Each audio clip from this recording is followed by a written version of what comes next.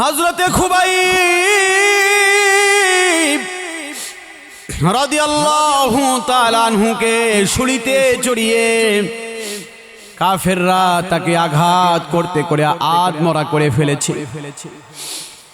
আধা মারা করার পরে একজন কাফের হযরতে খুবাইবের কাছে গিয়ে দাঁড়ালেন আর তরবারি দিয়ে আঘাত করেন আর শরীরের মধ্যে আঘাত করে বলতে থাকেন, ও খুবাইব, এই যে তোমাকে মৃত্যুর যন্ত্রণা দেওয়া হচ্ছে, তোমাকে মৃত্যুর যন্ত্রণা দেওয়া হচ্ছে, এই কঠিন সময়ে তোমাকে ছেড়ে দিয়ে যদি বিশ্ব নবী হযরত মুহাম্মদ সাল্লাল্লাহু আলাইহি ওয়াসাল্লামকে তোমার জায়গায় রাখা হয় তাহলে তুমি রাজি আছো কিনা? হযরতে খুবাইব রাদিয়াল্লাহু তাআলা আনহু বাঘের মতো হুঙ্কার সে বললেন, ওগো কাফেরের দলেরা শুনে নাও, আমি খুবাইব 100 বার করে মৃত্যু বরণ করব, মৃত্যুর যন্ত্রণা সহ্য করব, কিন্তু আমার রাসূলের নাম তোমরা মুখে উচ্চারণ করবে না। আল্লাহু আকবার বলেন। কি ঈমান ছিল তাদের, ঈমানের জজবা ছিল কি! আল্লাহু আকবার। এই জন্যই তো আল্লাহ পাক রব্বুল আলামিন বলেন, হে দুনিয়ার মানুষেরা, যতক্ষণ পর্যন্ত তোমাদের দিলের ভিতরে আমার রাসূলের মুহাব্বত সারা দুনিয়ার সমস্ত জিনিসের চাইতে, তোমার বিবির চাইতে, তোমার সন্তানের চাইতে, তোমার ধন সম্পদের চাইতে, যতক্ষণ পর্যন্ত আমার নবীর মুহাব্বত তোমার দিলের ভিতরে বেশি না হবে ততক্ষণ পর্যন্ত তুমি ঈমানদার হতে পারবে না। আল্লাহু আকবার বলেন। আল্লাহ পাক রব্বুল আলামিন কুরআনের মধ্যে ঘোষণা দিলেন, কুল ইন কুনতুম তুহিব্বুনাল্লাহা ফাত্তাবিউনি ইউহিব্বুকুমুল্লাহু ওয়া ইয়াগফির লাকুম যুনুবাকুম ওয়াল্লাহু গফুরুর রহিম।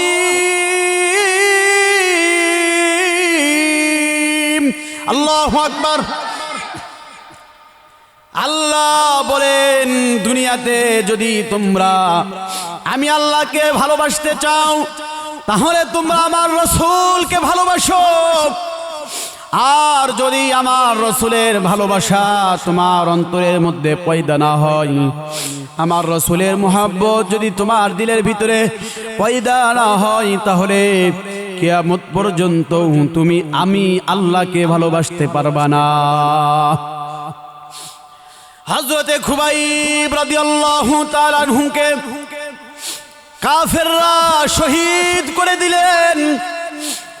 এরপরেও হযরতে খুবাইব রাদিয়াল্লাহু তাআলা আনহু কাফেরদের কাছে মাথা নত করে না, ঠিক কিনা বলেন?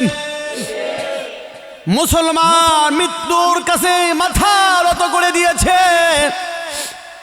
হযরতে খুবাইব রাদিয়াল্লাহু তাআলা আনহুকে যখন শহীদ করে দেওয়া হয়, ওই সময় আল্লাহ তাআলা নবীকে জানিয়ে দিলেন, ওগো আমার নবী, আমার হাবিব, এই যে তারা আপনার সাহাবী খুবাইবকে শহীদ করে দিয়েছেন, আমি আল্লাহ পাক রব্বুল আলামিন আপনার সাহাবী হযরতে খুবাইবকে জান্নাতের উচ্চ মাকাম জান্নাতুল ফেরদাউসের ফয়সালা করে দিয়েছি। সুবহানাল্লাহ বলেন। এই জন্য মুসলমানদের মধ্যে থেকে যখন মৃত্যুর ভয় চলে এসেছে, মুসলমানদের অন্তরে যখন মৃত্যুর ভয় ঢুকে গিয়েছে, ওই সময় আল্লাহ পাক রব্বুল আলামিন মুসলমানদের কাছ থেকে খেলাফত ছিনিয়ে নিয়েছে, মুসলমানদের উপরে সন্ত্রাসীর আক্রমণ করিয়ে দিয়েছে, মুসলমানদের ইসলাম ধর্ম সারা দুনিয়ায় প্রতিষ্ঠা করে দেয় নাই। এই জন্য মুসলমানদের মৃত্যুর ভয় করা যাবে না। জিহাদের ডাক চলে আসলে, জিহাদের কথা চলে আসলে, জিহাদের কথা চলে আসলে, জিহাদের ডাক চলে আসলে, ঘরে থাকি বাজারে থাকি যেখানেই থাকি না কেন সব জায়গা থেকে দৌড়ে জিহাদের ময়দানে শামিল দাখিল হতে হবে, ঠিক কিনা বলেন? আলহামদুলিল্লাহ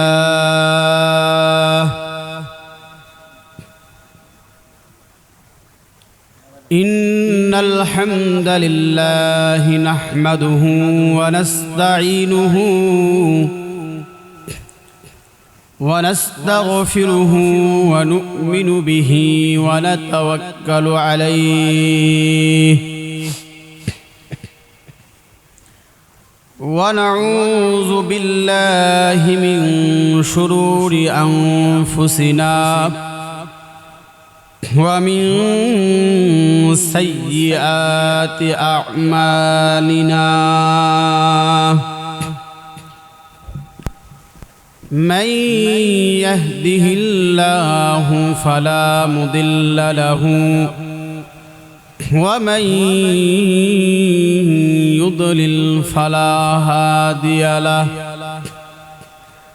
ونشهد أن لا إله إلا الله وحده لا شريك له ونشهد أن سيدنا وحبيب قلوبنا وأولانا ومولانا محمدا عبده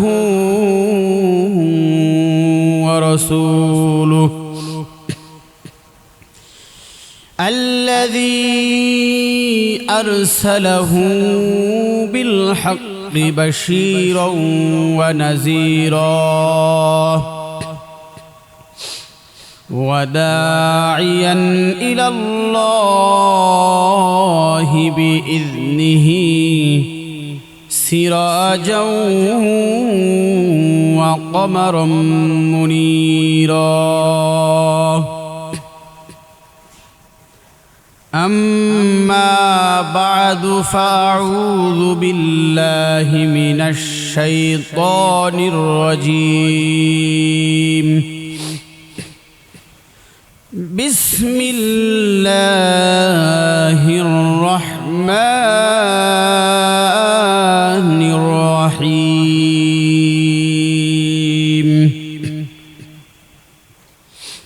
وعد الله الذين آمنوا منكم وعملوا الصالحات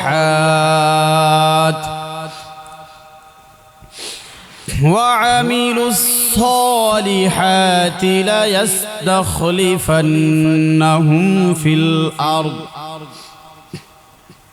كما استخلف الذين من قبلهم وليمكنن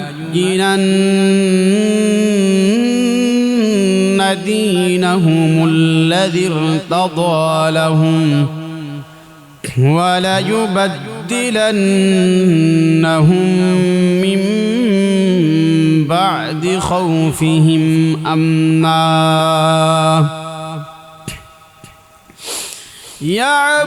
يعبدونني لا تشركون بي شيئا يعبدونني لا يشركون بي شيئا ومن كفر بعد ذلك فأولئك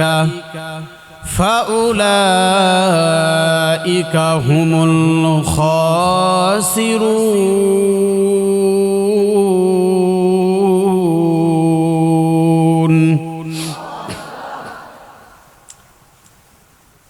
وقال النبي صلى الله عليه وسلم المسلم من سلم المسلمون من لسانه ويده أو كما قال عليه الصلاة والسلام. وقال سبحانه تعالى في شان حبيبه إن الله وملائكته يصلون على النبي يا أيها الذين آمنوا صلوا عليه وسلموا تسليما. সকলেই মুহাব্বতের সহিত পড়ি আল্লাহুম্মা সাল্লি আলা মুহাম্মাদিন ওয়া আলা আলি মুহাম্মাদ কামা সাল্লাইতা আলা ইব্রাহিম ওয়া আলা আলি ইব্রাহিম ইন্নাকা হামিদুম মাজিদ. اللهم بارك على محمد وعلى آل محمد كما باركت على إبراهيم وعلى آل إبراهيم إنك حميد مجيد.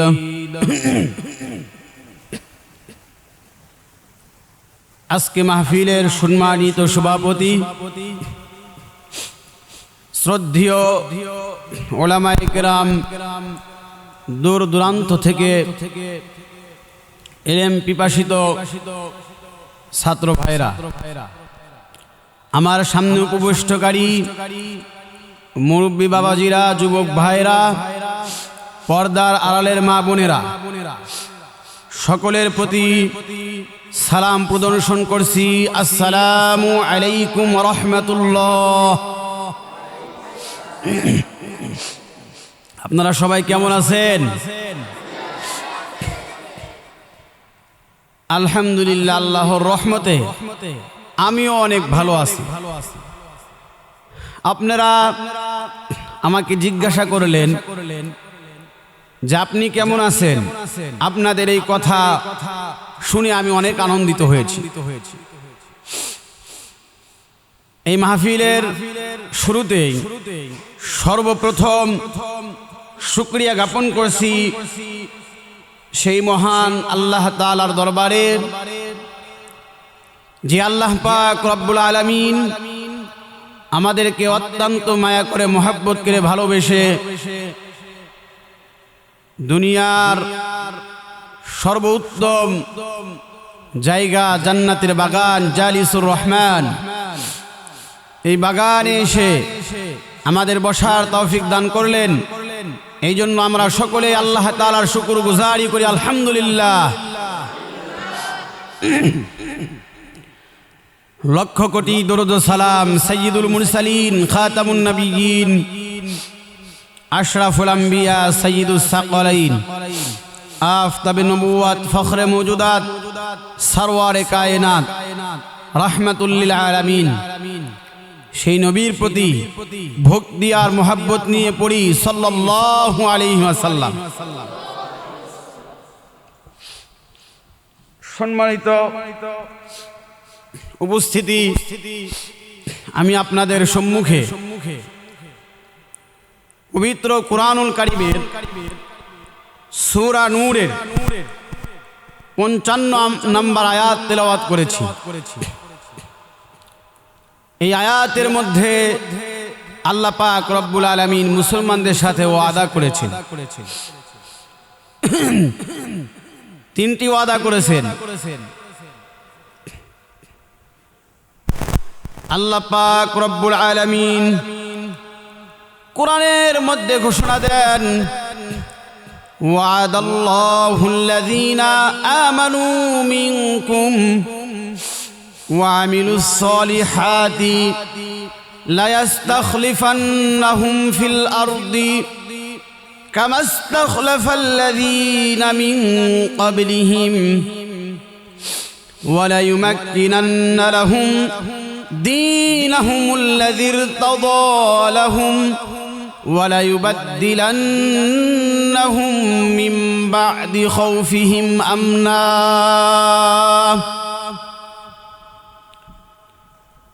আল্লাহ তাআলা এই আয়াতের মধ্যে মুসলমানদের সাথে তিনটা জিনিসের ওয়াদা করেছেন। কয়টা জিনিসের ওয়াদা? তিনটা জিনিসের ওয়াদা করেছেন। এক নাম্বার ওয়াদা হলো আল্লাহ বলেন লা ইয়াস্তাখলিফান্নাহুম ফিল আরদ, আল্লাহ তাআলা সারা দুনিয়ার শাসন ব্যবস্থা আল্লাহ মুসলমানদের হাতে তুলে দিবেন। সুবহানাল্লাহ বলেন। সারা দুনিয়ার শাসন ক্ষমতা আল্লাহ মুসলমানের হাতে দেবেন। আজকে প্রত্যক্ষ এবং পরোক্ষভাবে লক্ষ্য করলে বোঝা যায় সারা দুনিয়ার শাসন ক্ষমতা বেদিন কাফেরদের হাতে, ঠিক কিনা বলেন? আজকে সারা বিশ্বে যত বেশি ক্ষমতা এগুলো বেদিন কাফেরদের হাতে। আমেরিকার হাতে সুপার পাওয়ার ক্ষমতা, ফ্রান্স, ইতালি, কানাডা, অর্থাৎ যত বিধর্মী রাষ্ট্র রয়েছে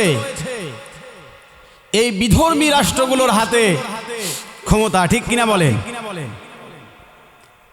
তাহলে আল্লাহ আমাদের সাথে তিনটা জিনিসের ওয়াদা করলেন। এক নাম্বার, সারা দুনিয়ার শাসন ক্ষমতা আল্লাহ মুসলমানের হাতে দেবেন। কিন্তু আমরা সাধারণভাবে লক্ষ্য করলে দেখতে পাই সারা দুনিয়ার শাসন ক্ষমতা বেদিন কাফেরদের হাতে। তাহলে আল্লাহ তাআলা যে ওয়াদা করলেন, আল্লাহ তাআলার ওয়াদা গেল কোথায়? দ্বিতীয় নম্বর ওয়াদা করলেন ওয়ালা ইউমাক্কিনান্না লাহুম দীনাহুমুল্লাযী ইরতাদা লাহুম। দ্বিতীয় নম্বর ওয়াদা আল্লাহ তাআলা বলেন আমি যে মুসলমানদেরকে ইসলাম ধর্ম দিয়েছি, ইসলাম ধর্ম মুসলমানদেরকে দিয়েছি, এই ইসলাম ধর্মকে আমি আল্লাহ তাআলা সারা দুনিয়ার মধ্যে প্রতিষ্ঠিত করে দেব। আল্লাহু আকবার বলেন। তিন নম্বর ওয়াদা আল্লাহ পাক রব্বুল আলামিন করেন, আল্লাহ তাআলা বলেন ওয়ালা ইউবাদদিলান্নাহুম মিন বাদি খাউফিহিম আমনা। সন্ত্রাসীদের আক্রমণ থেকে আল্লাহ মুসলমানদেরকে হেফাজত করবেন। কিন্তু আমরা প্রত্যক্ষ এবং পরোক্ষভাবে লক্ষ্য করলে আমরা বুঝতে পারি সারা দুনিয়ার মধ্যে ইসলাম ধর্ম প্রতিষ্ঠিত নাই। সারা দুনিয়ার কথা বাদই দিলাম, স্বয়ং মুসলমানদের মধ্যেই তো দিন ইসলাম প্রতিষ্ঠিত নাই, ঠিক কিনা বলেন? মুসলমানদের মধ্যেই তো দিন ইসলাম প্রতিষ্ঠিত নাই। মুসলমান তারাই তো ইসলামের অনেকগুলো হুকুমের ব্যাপারে তাদের আপত্তি আছে।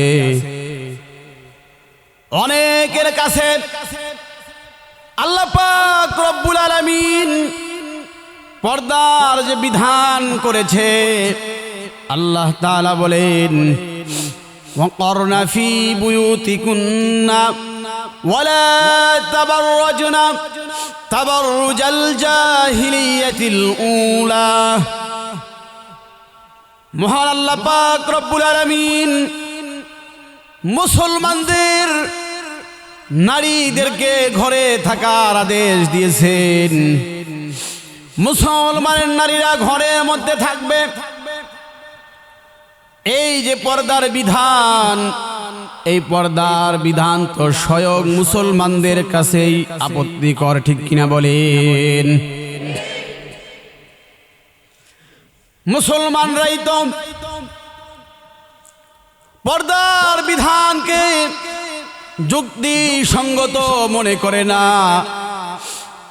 মুসলমানদের কাছে রোজার বিধান রয়েছে, তারা সকলেই চিন্তা করে, আর কিছু বুদ্ধিজীবীরা বলতে থাকে সারাদিন না খেয়ে রোজা থাকার দরকার কি? এরকম ভাবে আরো অনেক হুকুম আর বিধান আল্লাহ তাআলার এমন রয়েছে যেগুলোর ব্যাপারে মুসলমানদের মধ্যেই তো আপত্তি রয়েছে, যেখানে স্বয়ং মুসলমানরাই তাদের ধর্মের ব্যাপারে বিভিন্ন আপত্তিকর মন্তব্য করে, সেখানে বিধর্মী আর কাফের বেদিন তারা আমাদের ধর্মকে কবুল করবে এটা তো আশাই করা যায় না, ঠিক কিনা বলেন? স্বয়ং মুসলমানদের মধ্যেই দিন ইসলাম প্রতিষ্ঠিত নাই, বেদিন কাফেরদের কথা তো দূরের কথা। তাহলে আল্লাহ তাআলা যে দ্বিতীয় ওয়াদা করলেন, তোমরা যে ইসলাম ধর্ম পালন করো, তোমরা যে ইসলাম ধর্মকে আদায় করো, সেই ইসলাম ধর্মকে আমি আল্লাহ তাআলা সারা দুনিয়ার মধ্যে প্রতিষ্ঠিত করে দেব। এটা তো স্বয়ং মুসলমানদের মধ্যে নাই, তাহলে সারা দুনিয়ায় প্রতিষ্ঠিত হওয়ার তো দূরের কথা। তাহলে আল্লাহ তাআলার এই দ্বিতীয় নম্বর ওয়াদাও মুসলমানদের সাথে মিলল না। আল্লাহ তৃতীয় নম্বর ওয়াদা করেন, ওয়ালা ইউবাদদিলান্নাহুম মিন বাদি খাউফিহিম আমনা। আল্লাহ বলেন মুসলমানদেরকে সন্ত্রাসী আক্রমণ থেকে হেফাজত করবেন। সুবহানাল্লাহ বলেন। এখন বলেন, মুসলমানরা কি সন্ত্রাসী আক্রমণ থেকে নিরাপদ? মুসলমানরা সন্ত্রাসী আক্রমণ থেকে নিরাপদ নয়, ঠিক কিনা বলেন? ফিলিস্তিনের দিকে তাকিয়ে দেখেন, মুসলমানদের উপরে কি বর্বর নির্যাতন চালানো হচ্ছে। ইরাকের দিকে তাকিয়ে দেখেন, মুসলমানদেরকে কিভাবে আক্রমণ করে হত্যা করা হচ্ছে। বাংলাদেশের দিকে তাকায়া দেখেন, বাংলাদেশের সীমান্তে ভারতের কাফেরদের হাতে অনেক মুসলমান হত্যা হয়ে বাংলাদেশের বর্ডারের সাথে তারা ঝুলিয়ে আছে, ঠিক কিনা বলেন? তাহলে সারা দুনিয়ার সমস্ত সন্ত্রাসী আক্রমণ থেকে আল্লাহ যে মুসলমানদেরকে হেফাজত করবেন, এই ওয়াদাটাও কিন্তু মুসলমানদের সাথে মিলল না, ঠিক কিনা বলেন? আল্লাহ মুসলমানদের সাথে তিনটা ওয়াদা করেছে। এক নম্বর ওয়াদা, সারা দুনিয়ার শাসন ক্ষমতা আল্লাহ মুসলমানদের হাতে তুলে দেবেন। দ্বিতীয় নম্বর ওয়াদা করেছেন, ইসলাম ধর্ম, এই ইসলাম ধর্মকে মহান আল্লাহ তাআলা দুনিয়ার মধ্যে প্রতিষ্ঠিত করে দেবেন। তৃতীয় নম্বর ওয়াদা আল্লাহ মুসলমানদের সাথে, মুমিনদের সাথে করেছেন। সমস্ত ঈমানদারদেরকে, সমস্ত মুসলমানদেরকে আল্লাহ তাআলা সন্ত্রাসী আক্রমণ থেকে হেফাজত করবেন। এই তিনটার একটা ওয়াদাও কি আজকে ঈমানদারদের সাথে মিল আছে? তাহলে আল্লাহ তাআলার ওয়াদা কি মিথ্যা হয়? আল্লাহ কি মিথ্যা ওয়াদা করেন? আল্লাহ মিথ্যা ওয়াদা করেন না। আল্লাহ তাআলা বলেন, ওয়াদাল্লাহুল্লাযীনা আমানু মিনকুম ওয়া আমিলুস সালিহাত।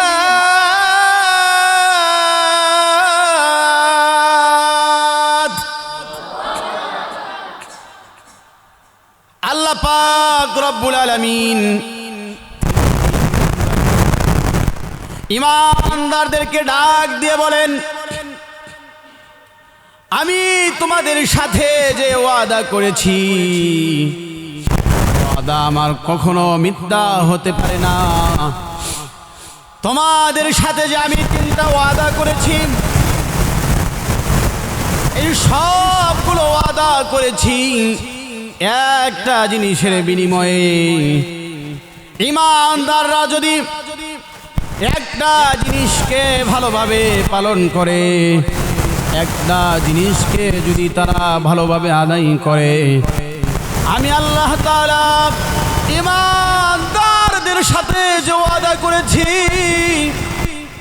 সে ওয়াদা আমি আল্লাহ পূরণ করব। ওয়াদাটা হলো ওয়ামিলুস সালিহাত।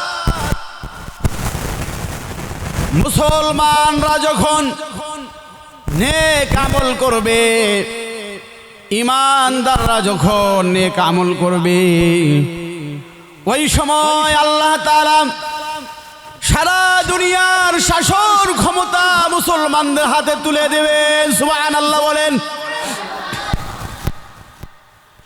মুসলমানরা যখন ভালো আমল করবে,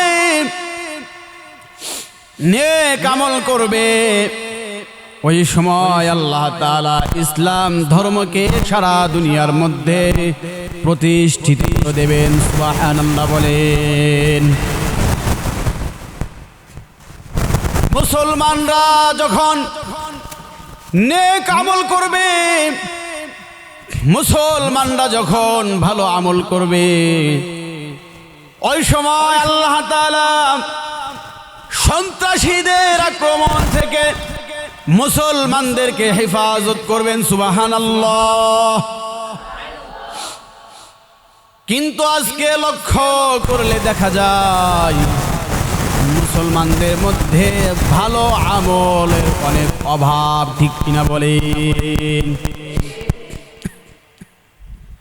মুসলমানরা ভালো আমল করে?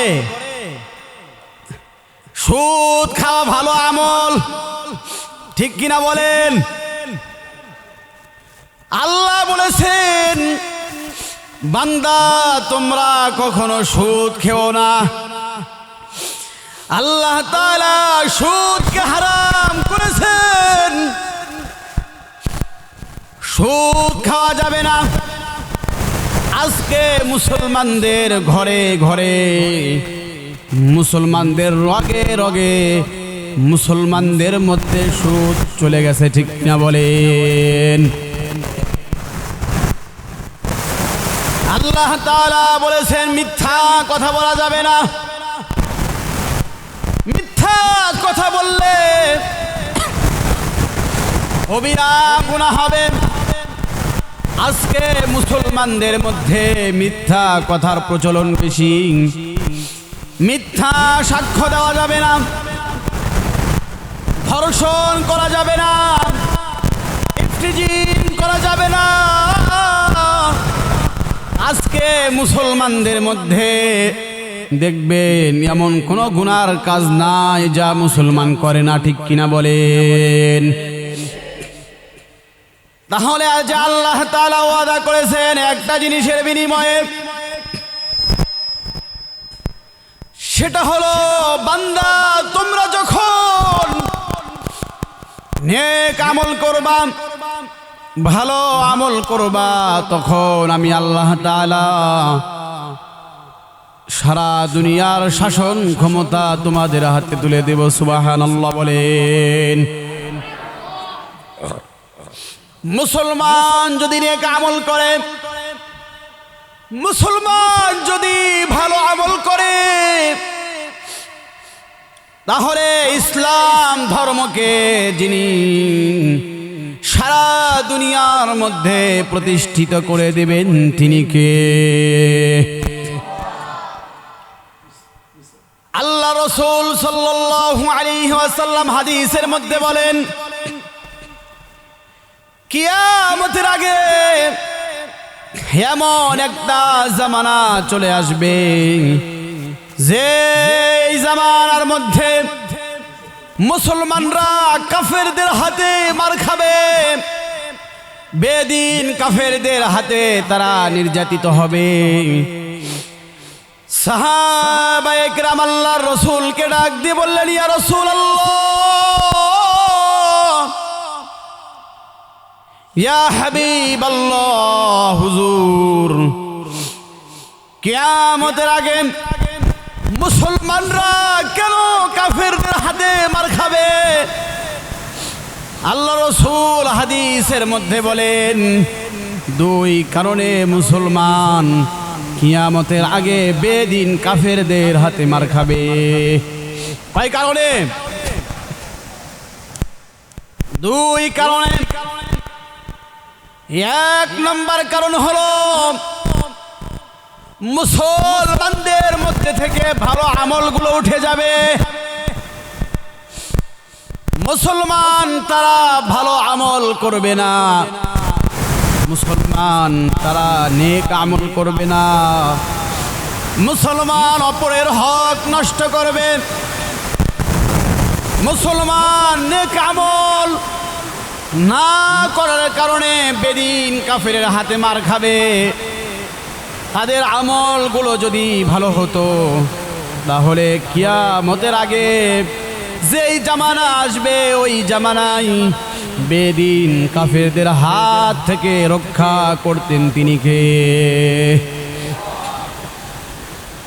দুই নম্বর কারণ হলো মুসলমানদের মধ্যে থেকে মৃত্যুর ভয় উঠে যাবে। মুসলমানরা মৃত্যুকে ভয় পাবে, মুসলমানদেরকে মৃত্যুর ভয় গ্রাস করে ফেলবে। ঈমানদারদের জন্য কখনো মৃত্যুর ভয় থাকতে পারে না, ঠিক কিনা বলেন? কারণ হলো বেদিন কাফেরেরা তারা যদি মারা যায়, তাদের জন্য মারা যাওয়ার পরে আল্লাহর জান্নাতের কোনো সুসংবাদ নাই। এই জন্যই তো বেদিন কাফেরেরা দুনিয়াতে আনন্দ ফুর্তি করে। তারা জানে দুনিয়াতে আনন্দ যা করব, এই দুনিয়াতে আমার আনন্দ শেষ হয়ে যাবে, কিন্তু মৃত্যুর পর আমার জন্য আর কোনো আনন্দের ব্যবস্থা নাই। এই জন্য বেদিন কাফেররা তারা মৃত্যুকে ভয় পায়। কারণ হলো মৃত্যুর পরে তাদের জন্য কোনো সুসংবাদ নাই। আর আল্লাহ তাআলা ঈমানদারদের জন্য ঘোষণা দিলেন কোরআনের মধ্যে। আল্লাহ তাআলা বলেন, আল্লা তাখাফু ওয়ালা তাহজানু ওয়াবশিরু বিল জান্নাতিল্লাতী কুনতুম তুআদুন।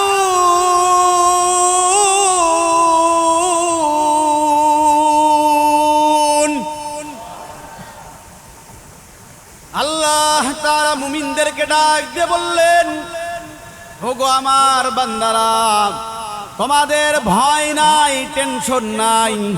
তোমরা যখন মৃত্যুবরণ করবা, তোমরা সুসংবাদ শুনে নাও, মৃত্যু বরণ করার সাথে সাথে আমার আল্লাহ তাআলা ওয়াদা করেছেন মুমিন বান্দারা মৃত্যুর পরে আল্লাহর তৈরি জান্নাতের মধ্যে প্রবেশ করবে। সুবহানাল্লাহ বলেন।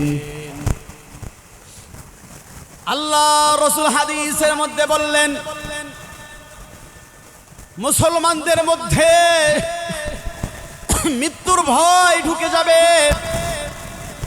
তারা মৃত্যুকে ভয় পাবে, মৃত্যুর ভয় মুসলমানদেরকে গ্রাস করে ফেলবে। বেদিন কাফেররা মুসলমানদের উপরে নির্যাতন করবে, কোন মুসলমান রাষ্ট্র তাদেরকে সাহায্য করবে না। কারণ হলো তারা ভয় পাবে, তারা চিন্তা করবে যদি এদিন কাফেরদের বিরুদ্ধে কথা বলা হয় তাহলে আমাদেরকেও তারা আক্রমণ করবে। মৃত্যুর ভয় যখন মুসলমানদের মধ্যে ঢুকে যাবে ওই সময় আল্লাহ তাআলা মুসলমানদের উপর থেকে খেলাফত ছিনিয়ে নেবেন। ওই সময় আল্লাহ তাআলা মুসলমানদেরকে সন্ত্রাসীদের উপর দ্বারা আক্রমণ করাবেন। ঠিক কিনা বলেন? আজকে ফিলিস্তিনের দিকে তাকাইয়ে দেখেন, ফিলিস্তিনের উপরে গাজার মুসলমানদের উপরে আক্রমণ করা হয়, আর এক মুসলমান রাষ্ট্র চিন্তা করে আমি যদি এখানে প্রতিবাদ জানাই তাহলে আমার দেশের উপরে আক্রমণ করা হবে আর আমাদের মৃত্যু হয়ে যাবে, দুনিয়ার ভোগবিলাস শান্তি সব দূর হয়ে যাবে। মৃত্যুকে ভয় পাওয়ার কারণে আল্লাহ পাক রব্বুল আলামিন মুসলমানদের মধ্যে থেকে খেলাফত ছিনিয়ে নিয়েছেন। ঠিক কিনা বলেন? মুসলমান গভীর মনোযোগ। মুসলমানদের মৃত্যুর ভয় থাকতে পারে না। হযরতে খুবাইব রাদিয়াল্লাহু তাআলা আনহুকে শুলিতে চড়িয়ে কাফেররা তাকে আঘাত করতে করে আধমরা করে ফেলেছে। আধা মারা করার পরে একজন কাফের হযরতে খুবাইবের কাছে গিয়ে দাঁড়ালেন আর তরবারি দিয়ে আঘাত করেন আর শরীরের মধ্যে আঘাত করে বলতে থাকেন, ও খুবাইব, এই যে তোমাকে মৃত্যুর যন্ত্রণা দেওয়া হচ্ছে, তোমাকে মৃত্যুর যন্ত্রণা দেওয়া হচ্ছে, এই কঠিন সময়ে তোমাকে ছেড়ে দিয়ে যদি বিশ্ব নবী হযরত মুহাম্মদ সাল্লাল্লাহু আলাইহি ওয়াসাল্লামকে তোমার জায়গায় রাখা হয় তাহলে তুমি রাজি আছো কিনা? হযরতে খুবাইব রাদিয়াল্লাহু তাআলা আনহু বাঘের মতো হুঙ্কার সে বললেন, ওগো কাফেরের দলেরা শুনে নাও, আমি খুবাইব 100 বার করে মৃত্যু বরণ করব, মৃত্যুর যন্ত্রণা সহ্য করব, কিন্তু আমার রাসূলের নাম তোমরা মুখে উচ্চারণ করবা না। আল্লাহু আকবার বলেন। কি ঈমান ছিল তাদের, ঈমানের জজবা ছিল কি! আল্লাহু আকবার।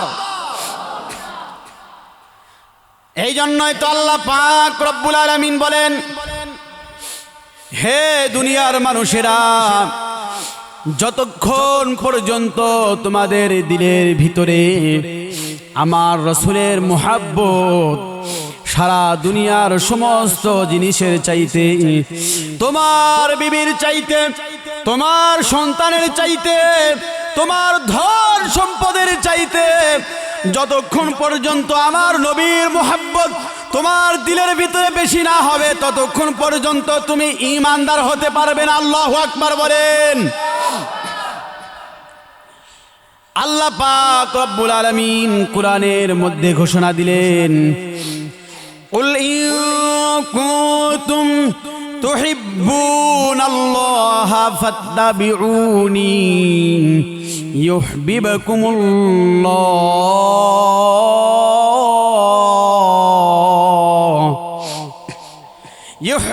ইউহিব্বুকুমুল্লাহ ওয়া ইয়াগফির লাকুম যুনুবাকুম ওয়াল্লাহু গফুরুর রহিম।